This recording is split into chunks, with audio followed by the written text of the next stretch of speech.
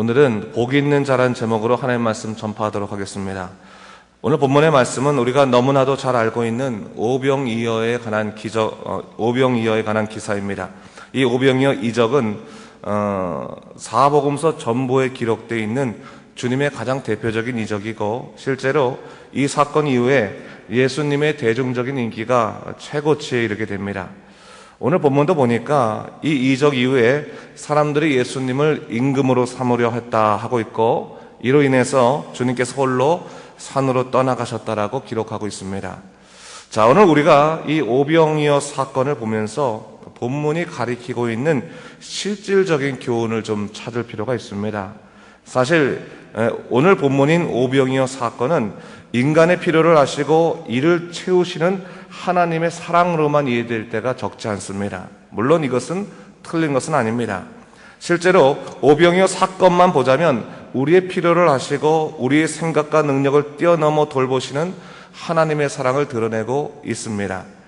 하지만 오늘 본문은 그보다 더 중요한 하나의 영적인 초점이 있습니다. 이는 바로 무엇이 참된 복음인가 하는 주제를 다루고 있다는 것입니다. 사실 오늘 본문인 오병이어 사건은요, 본문 16절 이후에 나오는 다른 이야기와 연결을 시켜야지만 좀 더 명확하게 우리가 그 뜻을 알 수 있습니다. 오히려 이 오병이어 사건은 요한복음 6장 전체에서 말하고자 하는 참된 복음이란 무엇인가라고 하는 주제에 있어서 하나의 서론적인 문제 제기라 할 수 있습니다. 다시 말해 이 오병이어의 이적 사건을 통해서 인간이 추구하는 복과 하나님이 주시는 복이 얼마나 큰 차이가 있는가를 드러내는 아주 대표적인 사건이다, 그래서 볼 수 있는 것입니다. 자, 그렇다면 오늘 본문을 우리가 좀 더 보기 원하는데, 오늘 본문 2절을 보니까요, 큰 무리가 예수님을 따르게 되었다라고 말하고 있습니다. 그러면서 이 큰 무리가 따른 이유에 대해서 뭐라고 말합니까? 이들이 예수님께서 병자들에게 향하시는 표적을 보았기 때문이다라고 이야기하고 있습니다. 병자가 치유되는 기적을 보니까 놀라워서 예수님을 따르게 됐다라고 이야기하고 있는 것입니다. 사실 치유는요, 인간의 삶에 있어서 굉장한 복음이 아닐 수 없습니다. 자기의 능력으로 어떻게 할 수 없는 질병 앞에서 인간은 겸허해질 뿐만 아니라 오로지 하나님의 치유의 은혜만을 구하게 됩니다. 실제로 주님은 그 연약하고 고통받는 사람들에게 찾아가셔서 그들을 고쳐주시고 회복시켜 주셨습니다. 그리고 이를 통해서 당신께서 오신 이유가 생명의 회복을 위해서 오셨음을 드러내셨습니다. 사람들은 이적을 일으키는 주님을 보기 위해서 몰려들었고, 그 큰 무리에게 주님께서는 하나님의 나라는 무엇인가에 대해서 가르치셨습니다. 그러다가 어떠한 일이 일어난 겁니까? 그들이 인간이기 때문에 시간이 지나면서 그들에게 인간적인 가장 기본적인 삶의 문제에 그들이 당면하게 됐다는 것입니다. 무엇을 얘기하고 있어요? 바로 먹는 문제였답니다. 예수님의 말씀을 듣는 것은 좋은데, 예수님의 그 영적인 말씀 속에서 사는 건 좋은데, 인간이기 때문에 시간 지나면 어떻게 된다는 거예요? 배가 고프다는 겁니다. 가장 기본적인 인간의 문제에 부닥치게 됐습니다. 아마도 본문에 나오진 않지만 그 순간 그들 가운데서 어떠한 동요가 일어났으면 틀림없을 겁니다. 배가 고프니까 그 중에서 5,000명이나 되는 사람들 가운데서 도시락을 가져온 사람이 없었겠습니까? 누군가는 먹으려고 하고 있고, 누군가는 그것을 보려 했고, 말씀은 안 끝나고, 그런 이 동요가 일어났을 것이 분명하기 때문입니다. 그리고 예수님이 그들 가운데 계시긴 했지만 그들 앞에서 어떻게 보면 하나님 나라와 상관없다고 느껴지는 배고픔의 문제 속에서 그들이 아마도 여러 가지 이 마음의 갈등이 있었으리야, 그것은 분명합니다. 주님은 그들 가운데 일어난 동요를 보시고 제자인 빌립에게 물어보셨습니다. 우리가 어디서 떡을 사서 이 사람들을 먹이겠느냐 물으셨어요. 그러자 빌립은 그 상황을 본 후에 재빠르게 계산을 해서 대답을 합니다. 각 사람으로 조금씩 받게 할지라도 200데나리온의 떡이 부족합니다 라고 말한 거예요. 데나리온은 당시 노동자의 하루 품삯을 의미하는 단위이기 때문에 칠레로 말한다면 그냥 우리가 10,000페소다 이렇게 말하게 된다면 200만 페소가 당장 필요한 거예요. 그 모이는 사람들을 먹이기 위해서는. 사실 현실적으로 그 돈을 걷기도 힘든 거였고 그 많은 빵을 당장 구하기도 어려운 일이었습니다. 그렇기 때문에 또 뿐만 아니라 당시 그 상황이 위급 상황도 아니었습니다.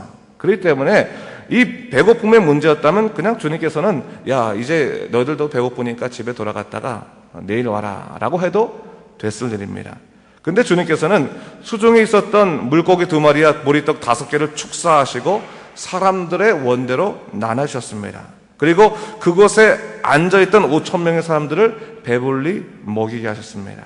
자, 주님께서 왜 이 오병이어의 기적을 일으키셨을까요?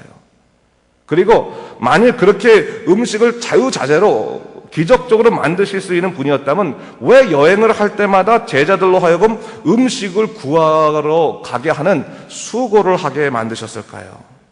오늘 본문의 오병이어의 이적의 사건은 그 해석에 있어서 몇 가지 부분이 있지만 오늘은 한 가지만 좀 얘기하고자 합니다. 주님께서 오병이어의 이적을 일으키셨던 이유는 사람들이 원하는 복의 정체를 밝히기 위해서입니다. 오늘 본문에서 분명히 사람들은 생명의 문제를 다루는 예수님의 소문을 듣고 주님께 몰려들었습니다. 그리고 그들은 그곳에서 하나님 나라에 관한 이야기를 듣게 됐습니다. 아마도 주님의 가르침을 듣고 있을 때 그들은 아마 이 세상의 삶이 아닌 하나님 나라의 삶에 대해서 소망하고 꿈꿨을 것입니다. 이 세상에 고통이 없는 이 하나님 나라의 그 풍요로움을 꿈꿨을지도 모르겠습니다. 그런데 여러분, 우리가 이제 복이라고 할 때, 복된 삶이라고 할 때 하나 정리할 게 있습니다. 일반적으로 사람들이 생각하는 복된 삶이라고 하는 것, 복이라고 하는 것은 내가 지금 부족하거나 연약함이 채워지거나 해결되는 것을 복이라고 생각할 때가 많이 있어요. 그러니까 우리가 어디 할 때, 야, 내가 복 받았어 라고 할 때는 내가 이 문제에 지금 시달렸었는데 이 문제를 내가 해결받았어 라고 하는 거 아니겠습니까? 자기의 고통의 문제, 자기의 부족함의 문제, 자기의 연약함의 문제가 해결되는 것을 복으로 생각할 때가 많습니다. 그렇기 때문에 우리가 생각하는 복이라는 개념은 사실 우리가 바라는 것들에 대한 소원 성취가 될 때가 적지 않습니다. 그렇게 될 때 하나님 나라가 복된 나라라고 하는 것은 그 나라는 내가 지금 고통스러워하는 질병이 없고 배고픔이 없고 아픔이 없고 부족함이 없고 차별이 없는 내 이상의 나라가 될 뿐입니다. 그런 경우 하나님 나라는 내 부족함의 문제가 해결되는 어떻게 보면 또 다른 이 세상의 부분일 뿐이라는 것을 우리가 기억해 볼 필요가 있습니다. 주님은 그것을 알았던 것이죠.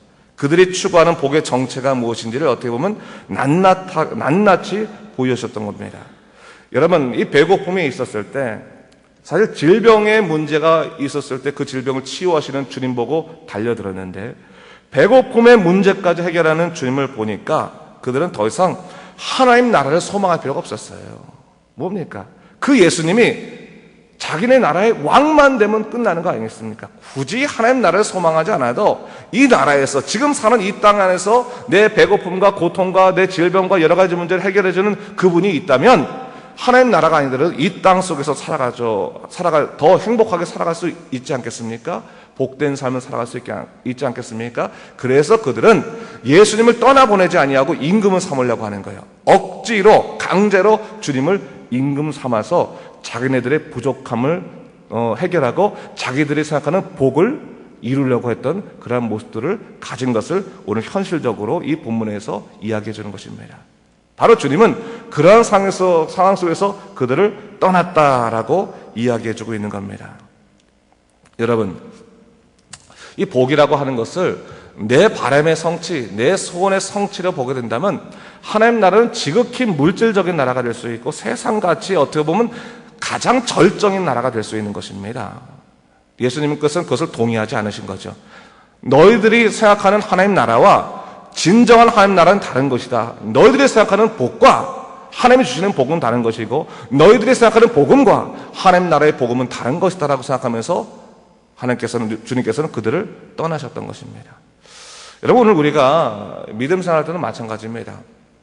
우리가 열심히 신앙생활할 때 하나님 나라에서 꿈을 꿉니다. 예수의 능력, 하나님의 온전한 삶으로 살게 해주십시오. 그러다가 당장 우리 삶에 있어서 사업의 문제나 경제의 문제나 질병의 문제나 아니면 이런 배고픔의 실질적인 삶에 당면한 문제가 일어나게 되면 우리는 순간적으로 이전까지 하나님 나라의 복음 예수 그리스도의 십자가를 바라보다가 순간적으로 우리의 복의 개념이 바뀌어지는 거예요. 어떤 개념입니까? 내 지금 부족함과 어려움이 해결되는 것, 그것이 복이다라고 말하는 거죠.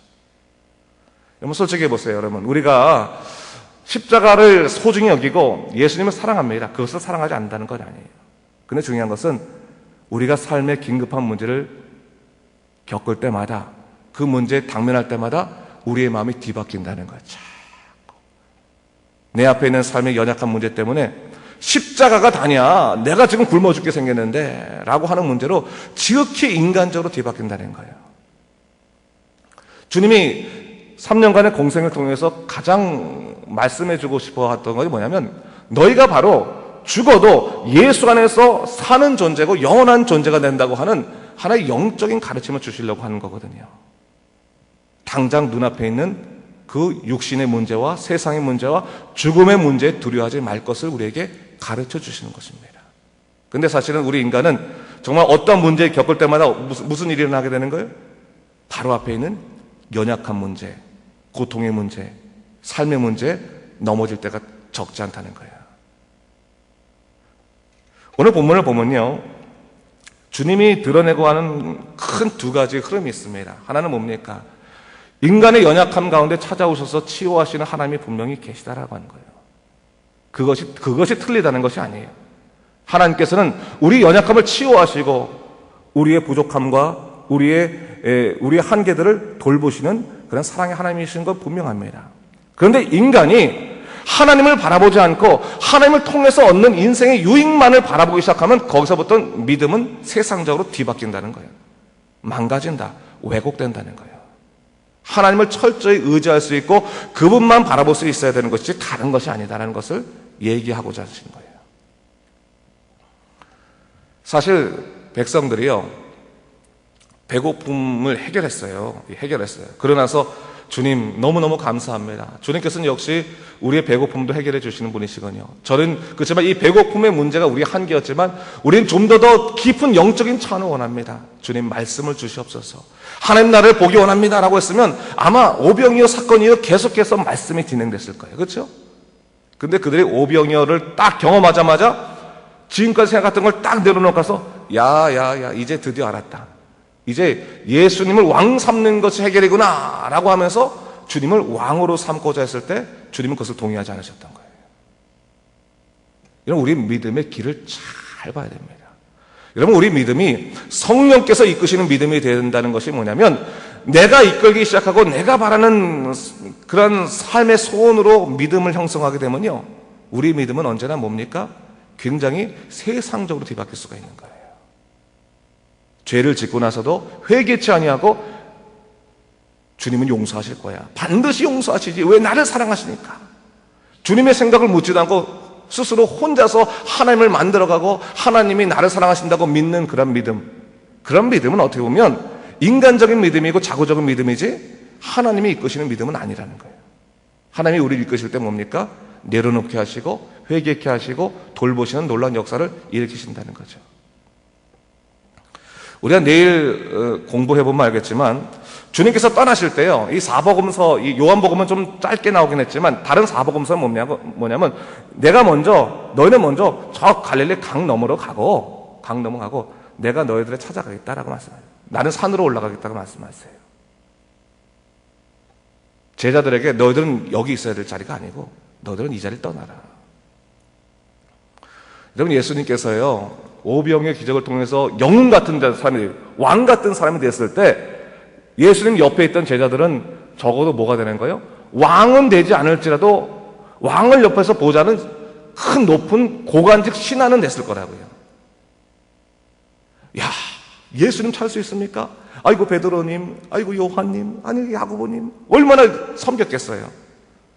그 섬김 속에서 이곳이 좋사오니 하면서 야, 우리가 왕의 옆에서 보호자하는 사람이 될 수 있겠네 라고 한다면 그들이 그 자리에서는 무덤이 되는 거예요. 근데 주님께서는 너희들이 있을 자리는 이 자리가 아니니까 떠나라. 무리가 따라오지 못하는 강 너머로 떠나라 말씀하신 거예요.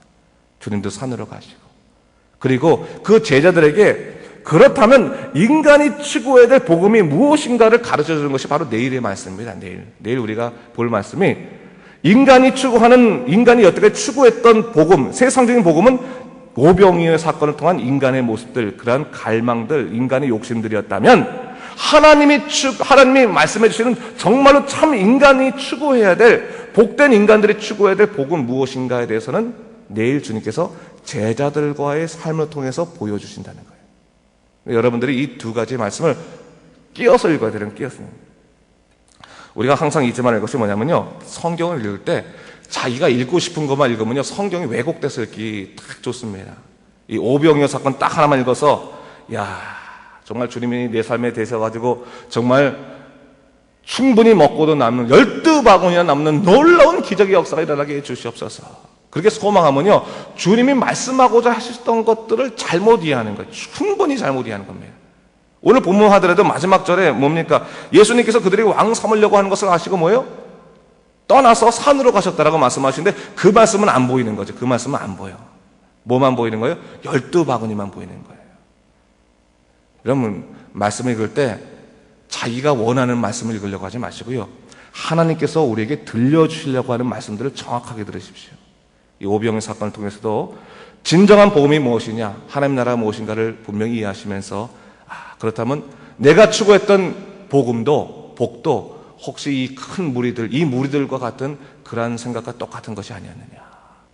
내가 참 믿음이 있는 삶인 줄 알았더니 정말로 당장 긴급한 일에 딱 부딪히고 나니까, 배고픔의 문제와 경제의 문제에 부딪히고 나니까 나 또한 하나님 나라를 바라보는 것이 아니라 이 세상 나라의 소원 성취를 바라보는 그런 복을 추구하고 있었구나. 나도 역시 연약한 삶이었구나를 깨닫고 다시 한번 주님의 깊은 말씀의 세계 속에서 우리가 찾아 들어가는 것이 중요한 것입니다. 다시 한번 우리가 말씀을 보면서 그 말씀들, 복 있는 자, 누가 복 있는 자라는 것을 잘 생각해 보신 여러분 되시길 주님의 이름으로 축원합니다. 기도하겠습니다. 주님 감사합니다. 이 아침에 우리가 요한복음 보면서 오병이어, 왜 주님께서 오병이어의 이적을 일으키셨을까 한번 살펴보게 됐습니다. 정말로 우리가 추구하는 복은 무엇인가, 정말로 우리가 주님과 더불어 살아가고자 하는 삶인가를 돌아보게 하시고 주님과 동행하는 믿음의 일들을 우리가 할 수 있도록 주여 우리를 붙잡아 주시옵소서. 감사드리며 예수님 이름으로 기도드립니다. 아멘.